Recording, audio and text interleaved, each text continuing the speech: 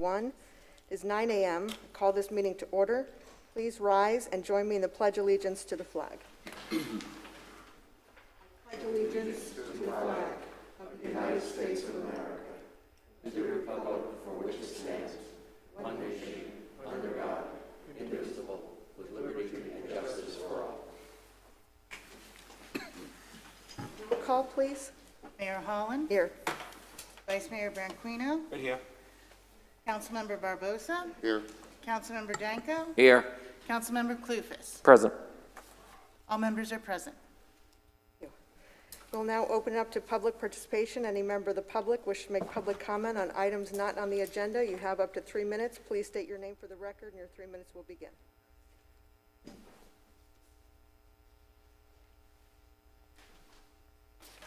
Hello, my name is Brian Budka. I'm a resident of Slow Trail, and I would like to give some comment on the potential closure of Slow Way. That's an agenda item, sir. So when do I speak on that, ma'am? That is on agenda item number 5. And so I wait till then? Yes, please. Thank you, ma'am. Thank you very much. Next speaker.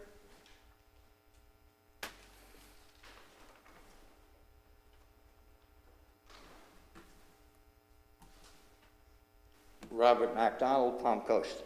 I read in the Observer, Go ahead. okay.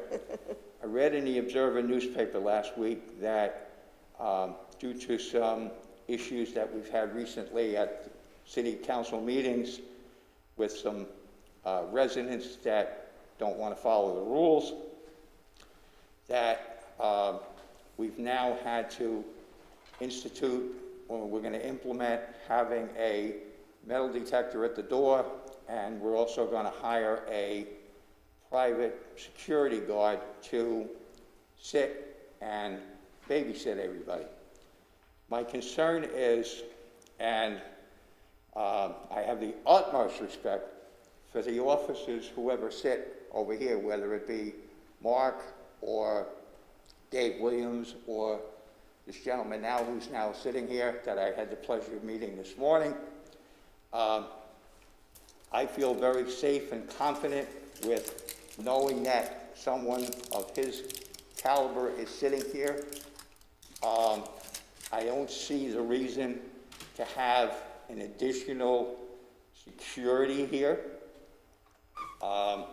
This is not, I mean, anything can happen on any given day. We all know that.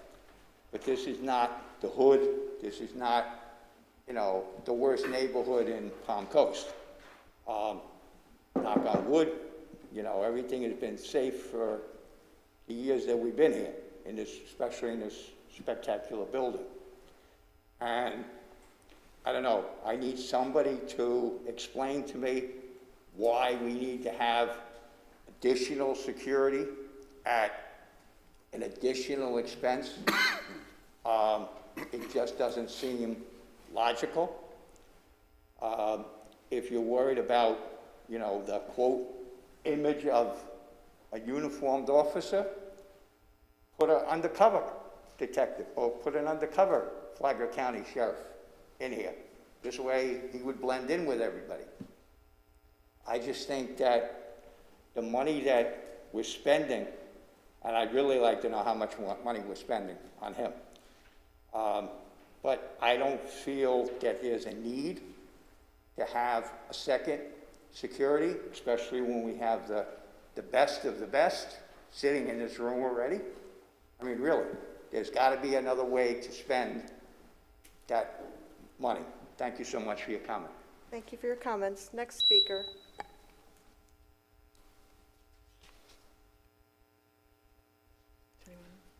We'll close public comment. Mr. Morton, if you'll take that question, please. Yes, so the current security guard is costing us around $12,000 for the 3-month trial period, which is 90 days while we complete a comprehensive security analysis.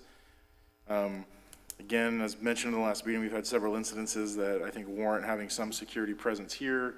To your point, Mr. McDonald, also during this alternatives analysis, I have worked and then continue to work with Sheriff Rick Staley in his office.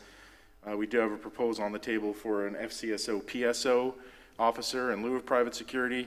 So as we get closer to the end of the 90-day period, I'm going to discuss some findings and preliminary action plans with council on how I think we intend to move forward as a city.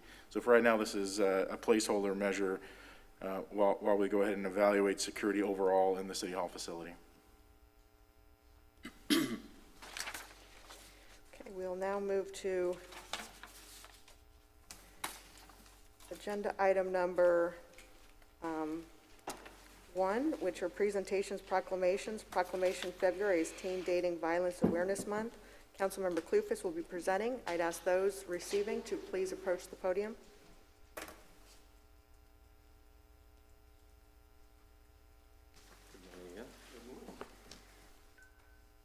Mayor, Council. Whereas the City of Palm Coast is committed to the well-being and protection of youth, the safety of our communities, and to fostering a society based upon mutual respect for one another with zero tolerance for any forms of victimization and abuse. And whereas teen dating violence is a serious crime that can involve physical, sexual, verbal, emotional, economic, or other abusive behavior, including harassment and cyberbullying via texting, emailing, instant messaging, or posting on social media. And whereas women who are 16 to 24 years in age are more vulnerable to intimate partner violence, experiencing an abuse rate of nearly triple the national average. And whereas 1 in 3 adolescents in the United States is a victim of physical, emotional, or verbal abuse from a dating partner, a figure that far exceeds rates of other types of youth violence. 1 in 10 high school students has been purposefully hit, slapped, or physically harmed by a boyfriend or girlfriend. 1 in 10 teens reported sexual victimization from a dating partner, and 1 in 4 teens in a relationship report their boyfriend or girlfriend isolating them from all friends and family. And whereas young people who have been victimized by an abusive dating partner can experience serious negative effects to their physical and emotional health and are more likely to be depressed, develop low self-esteem, perform poorly in school, engage in risky behaviors such as drug and alcohol use, and contemplate or attempt suicide. And whereas, while dating violence affects teens across all races, genders, religions, nationalities, sexual orientations, and socioeconomic statuses, it disproportionately affects lesbian, gay, and bisexual youth who experience rates of intimate partner violence that are almost twice as high as the rates for heterosexual youth. Transgender youth report even higher rates of victimization and dating violence than their heterosexual peers. And whereas parents and guardians of victims of dating abuse are often unaware of the problem, studies show that only 33% of teens in an abusive relationship ever told anyone about the behavior, and 81% of parents responded that teen dating abuse is not an issue or that they did not know whether it was an issue. Whereas Flagler County Advocates Alliance, comprised of Flagler County Sheriff's Office Victim Advocates, Flagler Beach Police Department Victim Advocate, State Attorney's Victim Advocates, 7th Judicial Circuit Flagler, and Family Life Center, are working together to increase public understanding of this problem and mobilize community efforts to end human trafficking. Now, therefore, be it proclaimed by the Mayor and the City Council of the City of Palm Coast, Florida, that February 2021 be officially designated as National Teen Dating Violence Awareness Month in Palm Coast, and applaud the efforts of the many victim service providers, police officers, prosecutors, national and community organizations, and private sector supporters for their efforts in promoting awareness about teen dating violence. Signed at the 16th day of February 2021, City of Palm Coast, Mayor Melissa Holland. Thank you so much. Say something. Thank you, Mayor, and thank you, City Council. My name is Gary Perkins. I'm the Community Relations Advocate for the Family Life Center. And teen dating is a very, very big issue here in Flagler County. We often talk about mental health, and I think me and my fellow advocates, we realize the effects teen dating violence has on a person's mental health growing up, whether it's dealing with relationships or just communication. So we have services and a youth advocate named Rachel, that's behind me, to help out with teen dating violence and just making sure that the youth are developing those good relationship habits. I invite you guys, we do have a fundraiser coming up at Hammock Wine and Cheese on Sunday. They're putting on a benefit dinner for us, and I invite anyone out there listening to attend as well. You can find our information on our website or on our social medias. If you or anyone else you know may be experiencing domestic violence or sexual violence, please give our crisis helpline a call. It's 24/7, 386-437-3505. Thank you. Thank you. We'll now move to agenda item number 2, which is presentation COVID-19 updates. Mr. Morton. Thank you, Honorable Mayor, City Council. We have Captain Thomas Asconi here to present the COVID-19 update.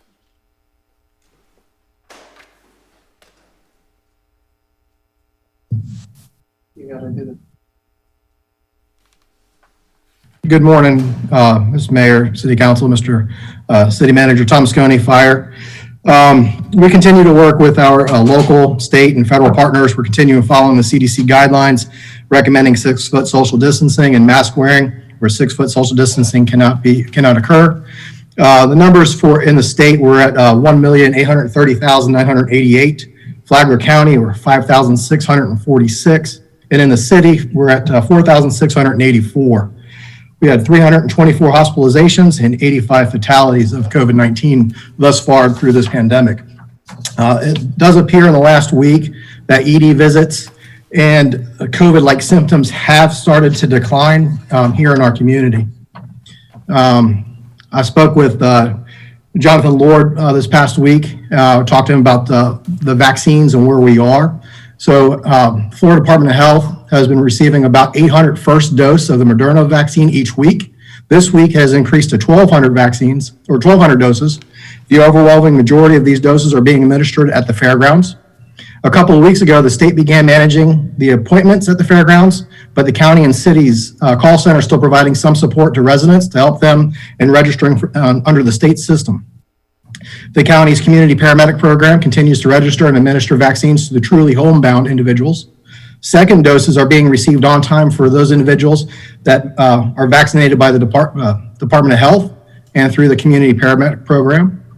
The state's partnership with Publix is been fantastic. Publix has been receiving and administering about 1,200 first doses per week, and they do expect to have that second dose on time for their clients.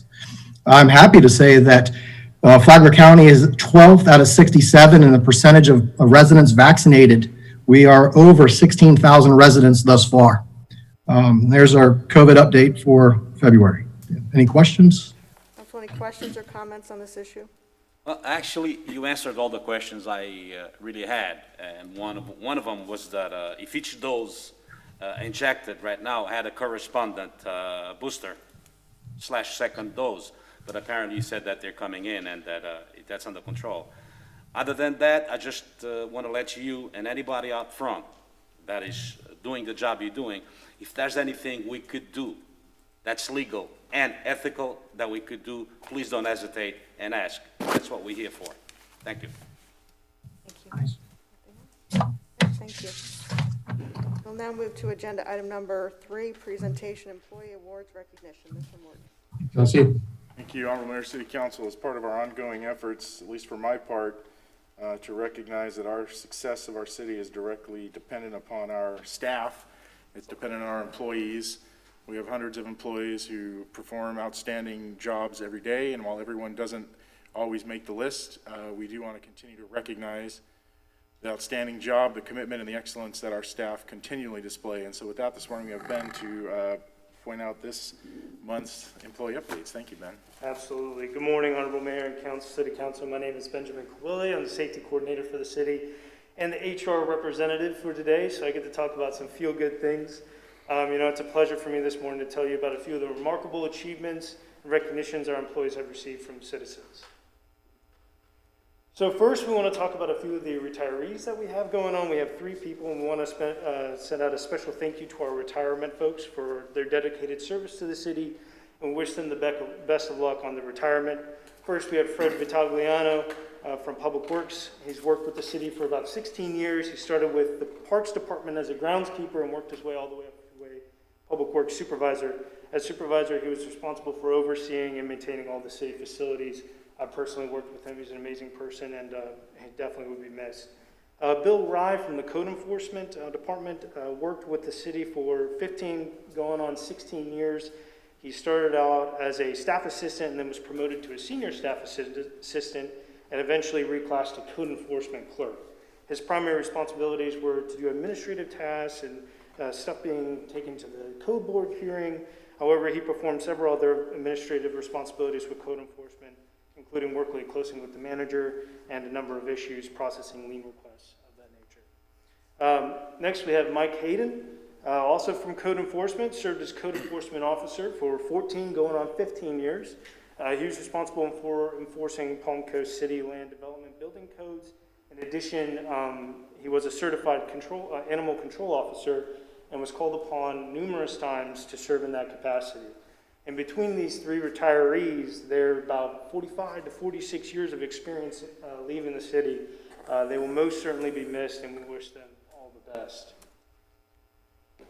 So on this slide, we have 3 employees here who went above and beyond the call of their job, definitely for where the citizens took their time to recognize them and write to us about a story regarding the outstanding job that they did for them.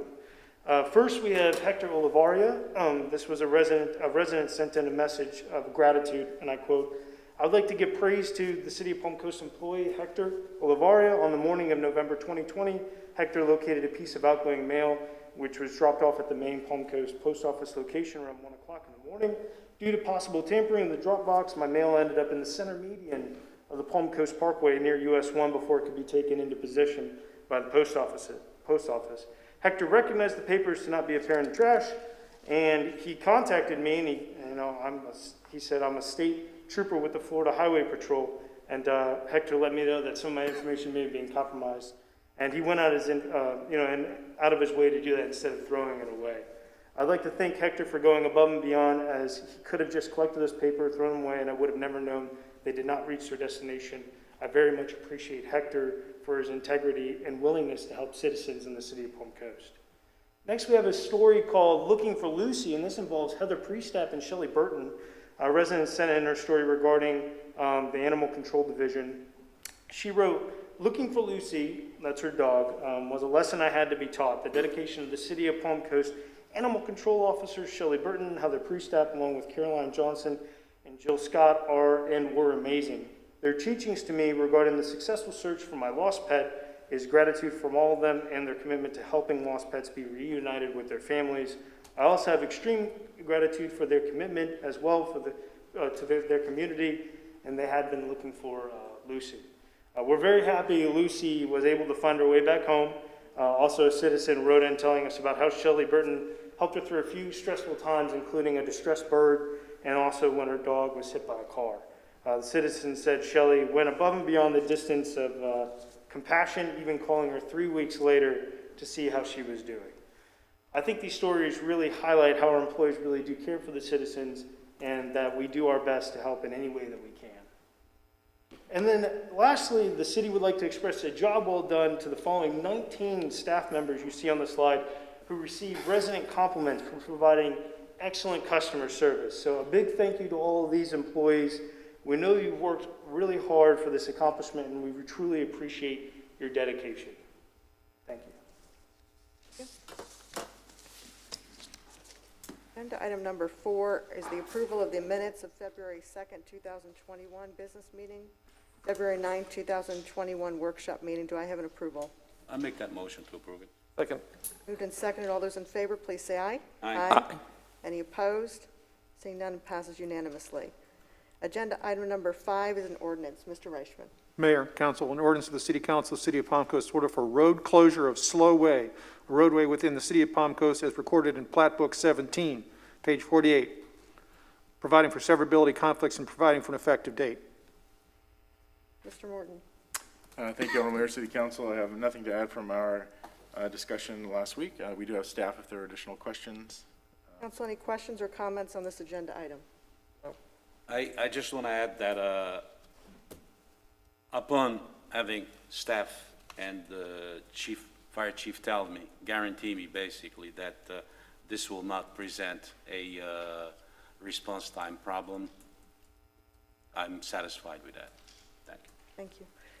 Open up to public comment. Anyone who wants to make a public comment on this agenda item, please do so at this time.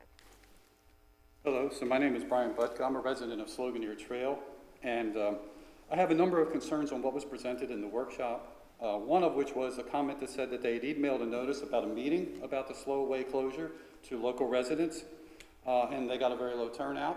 I'm not surprised. I could not find anyone that I know that got the email. And so are we adequately surveying the residents on this is my first question. My second question relates to that Slowway closure is not only used by Palm Coast residents, but by my neighbors that live on 325 and 330, which are directly adjacent to our properties. Are they being considered also? Have they been surveyed? Because this impacts not only Palm Coast, but people outside, my neighbors that I like to visit. I'd also like to comment that one of the comments that was made was it would only be a 40-second addition to my drive time. And I looked on Google Maps, it's a 1.1 mile additional drive for me. If I do 1.1 miles in 40 seconds, about 4/10 of the mile is in my neighborhood, and I only have to average 99 miles an hour for the entire trip to do that trip in 40 seconds. That does not include any time that might be occurred by waiting to get onto the heavily trafficked Seminole Woods Boulevard, nor does it account for the time that I would sit at a red light. That's one of the other concerns I have. I have another concern that the residents, myself included, often jog, walk, and use Slowway to access 330 and 325 because they're lightly traveled roads. What accommodations for people who are using walking, bicycles, golf carts, that travel that road frequently, what accommodations are being made?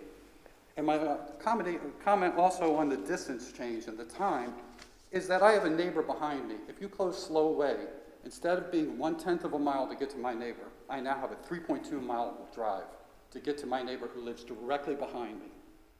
So this is a huge impact to the locals. I don't feel the locals have been surveyed. The County Road 325 is a very narrow dirt road. My understanding, as best I can tell, is there will be gates on both sides. It's unclear because I cannot find any information on what this will look like.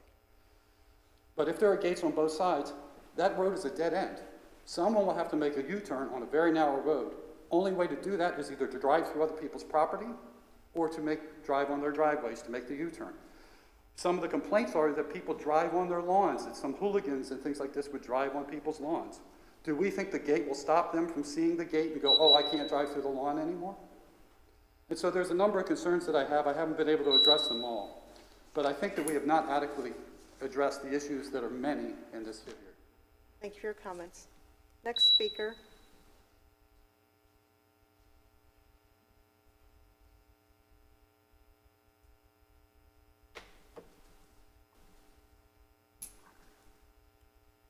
Hi, Janie Holly, Palm Coast. I'm actually a resident on one side of Slowway. And to answer some of the gentleman's questions, children have been almost hit getting on and off school buses. The resident's property is being destroyed. My neighbor has replaced his fence 7 or 8 times. My other neighbor has replaced his mailbox annually from people cutting through too fast on a road that is not capable of handling that sort of traffic. There's incredible noise. There are semis that come through there. I have pictures. I have sat there and taken pictures of semis coming down 325. Those residential streets are not built for that kind of a transportation. So it's destroying the road infrastructure. It is a resident safety issue, and it's a neighborhood. It's not a main thoroughfare. It decreases the property values. Would you want to live on a street where a semi comes through 2 or 3 times a week or more, because it happens more? And also, there were neighborhood meetings going back to October to discuss this issue, and this gentleman never showed up because I was there. Thank you. Your comments. Next speaker.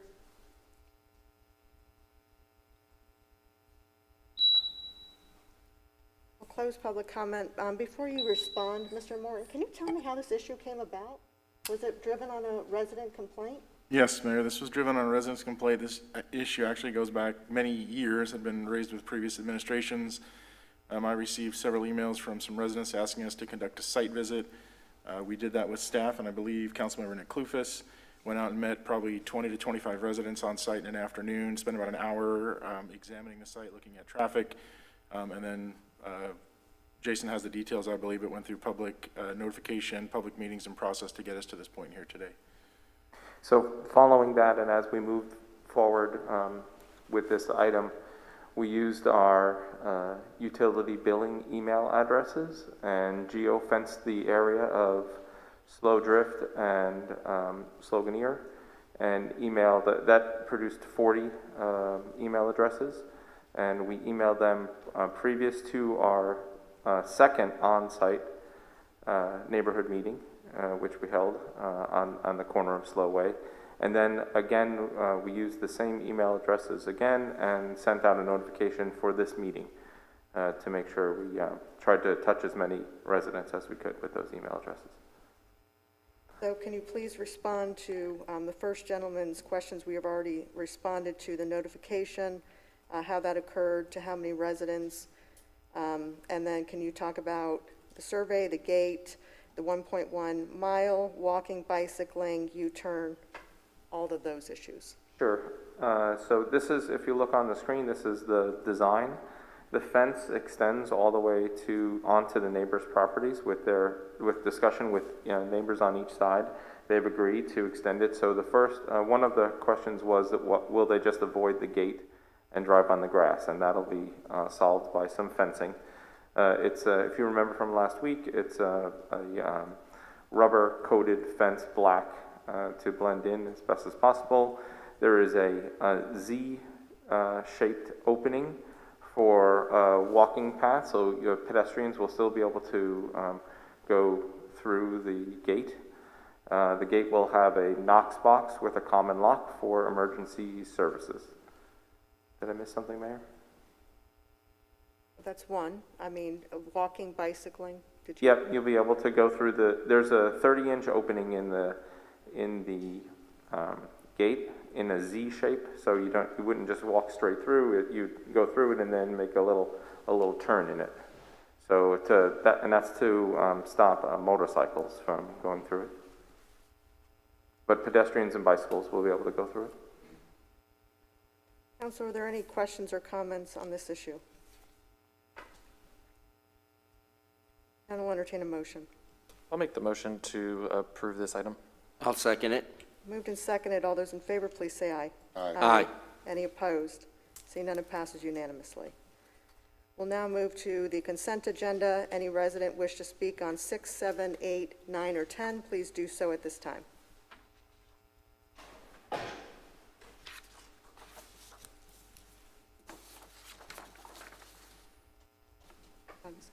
Seeing none, I'll close public comment. Ask for a motion to approve the consent agenda as read. Motion to approve the consent agenda as read. I'll second it. Moved and seconded. All those in favor, please say aye. Aye. Any opposed? Seeing none, it passes unanimously.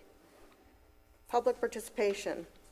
Open to the public for anyone that's chosen not to speak at the beginning of the meeting for items not on the agenda. You have up to 3 minutes. Please state your name for the record, and your 3 minutes will begin.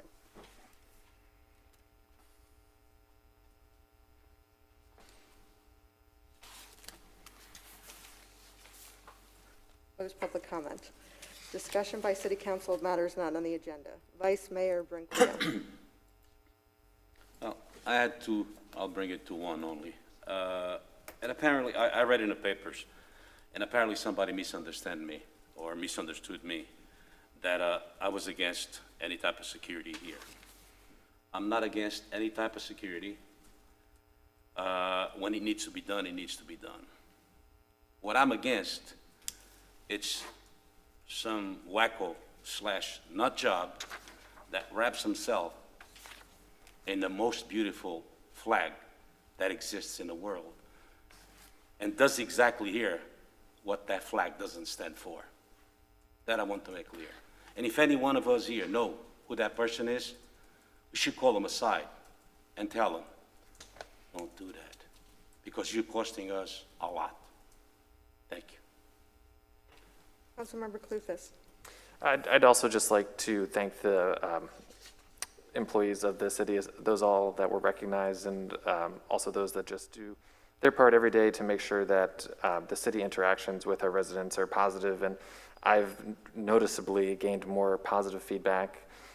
Every month, it seems like I get more and more comments and notes and emails that people are doing the right thing out there. So it's just an overall good vibe, and I think it's representative of our culture changing into a positive direction. But again, I hate that it can be one bad apple to ruin it for everybody. But yep, thanks to all the city and staff, those recognized and those who weren't. Yeah. Councilmember Barbosa. Yeah, for the record, I'd like to follow up on a comment made by Councilman Ed Dinko on Facebook. If I could read it. Posted, I attended a great meeting today concerning the dredging of saltwater canals in the C-section hosted by Alan Lowe in his home and on Zoom. This is a serious issue that must be addressed by the city of Palm Coast. Alan Lowe continues to show dedication and leadership, which is why he has my full support for his run for Palm Coast City Council. This election is now less than 18 months away. Sad to see that the current city councilman who represents the C-section didn't bother to show up. I never got an invitation to this meeting. I don't know if anybody else on the council got an invitation. And I don't know why he's singling out that I'm not doing my job. That's all I like to say. Okay. Councilmember Danko. Well, I'll be happy to respond. I believe you did get an invitation from Mr. Lowe. He's sitting out in the audience. It is your district. You did not show up. I did show up. I just asked the council. Everybody said nobody got an invitation. It's public records. I'm sorry. You gotta check your facts. I was told you got an invitation. Check your If facts. you did not get an invitation, I apologize. Does that conclude your comments, Councilmember Danko? Yeah, I have no other comments. I have nothing at this time. Discussion by city attorney of matters not on the agenda. Nothing, Mayor. Discussion by city manager of matters not on the agenda. Nothing. You got that gavel ready? Yes, I make a motion to adjourn. thank you.